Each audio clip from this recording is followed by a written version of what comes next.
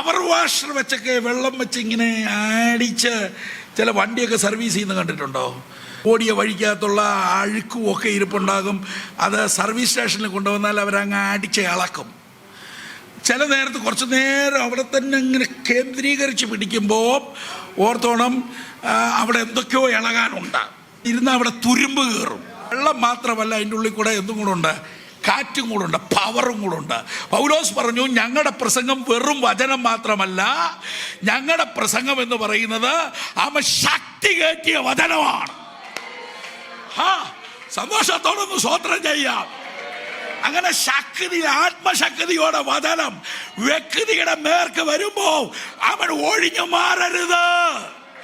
അവൻ അല്പം വേദനിച്ചാലും ഒഴിഞ്ഞു മാറരുത്, നിന്നു കൊടുക്കണം. നിന്നെ കുറിച്ച് ദൈവത്തിന് വലിയ കാര്യപരിപാടി ഉണ്ട്.